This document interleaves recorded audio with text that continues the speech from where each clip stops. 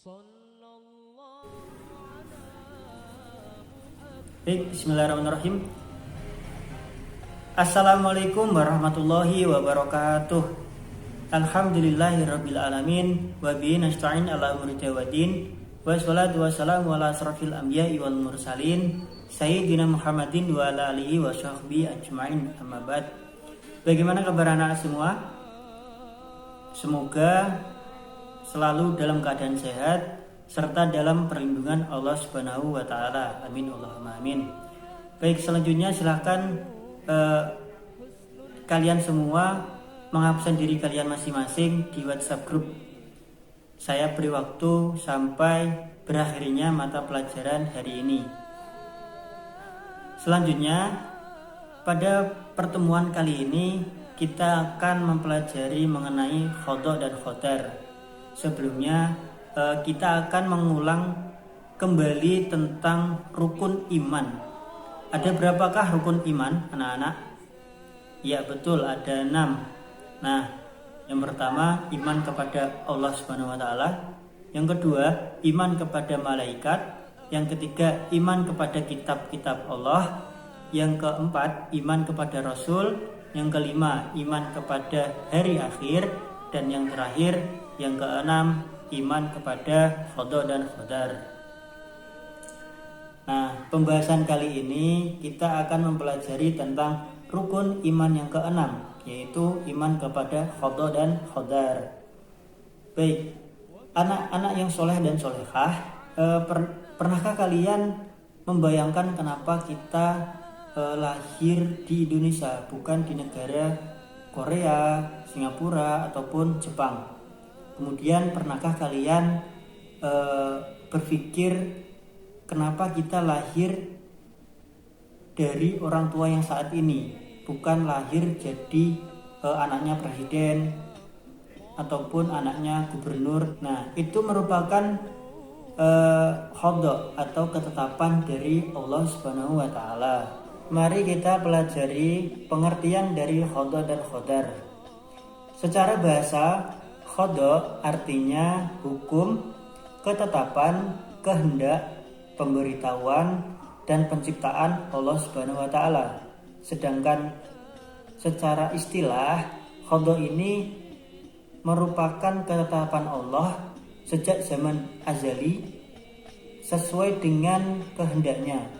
Sedangkan pengertian dari khodar secara bahasa artinya kepastian, kemudian peraturan serta ukuran. Sedangkan secara istilah, khodar ini merupakan perwujudan dari khodok atau ketetapan dari Allah. Kurang lebihnya seperti itu. Nah, jadi iman kepada khodok dan khodar ini yaitu meyakini dengan sepenuh hati bahwa semua yang terjadi pada semua makhluk hidup merupakan ketentuan, ketetapan, dan kehendak dari Allah Subhanahu wa taala. Lalu apakah hubungan dari khodok dan khodar? Nah, hubungannya yaitu diibaratkan dengan khodok ini sebagai rencananya atau prosesnya, sedangkan khodar ini sebagai perwujudan dari khodok atau ketetapan dari Allah Subhanahu wa taala. Oke, baik. Bisa dipahami? Selanjutnya, anak-anak soleh dan solehah, kita akan membahas contoh khodok. Yang pertama, adanya pergantian siang dan malam. Nah, hal itu tidak bisa kita rubah. Kemudian yang kedua, kematian setiap makhluk hidup. Jadi setiap yang bernyawa pasti mengalami kematian. Namun kapan dan di mana itu manusia tidak dapat mengetahui kecuali Allah Subhanahu wa taala. Kemudian yang ketiga, contoh dari khodok yaitu matahari terbit dari timur kemudian tenggelam dari barat. Nah, itulah contoh dari khodok Allah Subhanahu wa taala. Selanjutnya kita akan membahas contoh dari khodar. Yang pertama, Atau contoh yang pertama yaitu jika anak-anak menginginkan juara kelas, jadi anak yang pintar, nilai-nilainya semua itu bagus, maka yang harus ditempuh anak-anak harus semuanya belajar dengan sungguh-sungguh. Jadi tidak ada orang yang bermalas-malasan, tidak mau belajar, itu tidak akan nilainya bagus. Kemudian yang kedua, jika ingin hidupnya itu menjadi sukses, maka harus bekerja dengan tekun. Kemudian contoh yang ketiga yaitu jika anak-anak ingin mencapai cita-citanya, harus rajin berdoa, beribadah, dan tidak mudah putus asa untuk mengejar cita-citanya tersebut. Seperti itu. Kemudian qadar ini disebut juga dengan takdir. Nah, takdir dibagi menjadi dua. Yang pertama takdir mubram, yang kedua takdir mu'alaq. Apa itu takdir mubram? Nah, takdir mubram ini yaitu takdir yang tidak bisa berubah.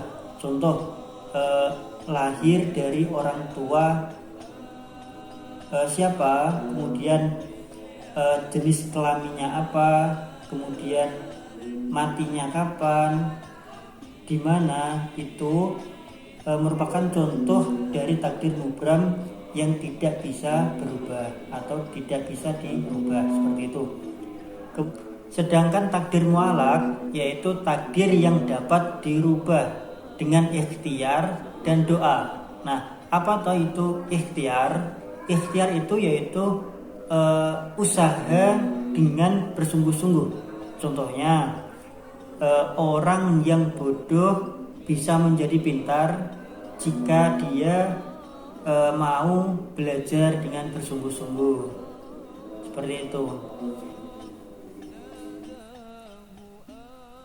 Lalu kemudian anak-anak yang soleh dan solehah, kita bisa mengambil hikmah dari beriman kepada qada dan qadar.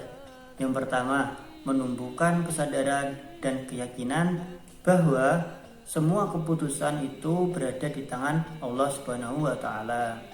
Kemudian yang kedua, meningkatkan ketakwaan ibadah kita kepada Allah Subhanahu wa taala. Yang ketiga, sabar dalam menghadapi cobaan serta ujian. Kemudian yang keempat, mendorong manusia untuk berikhtiar dan berdoa.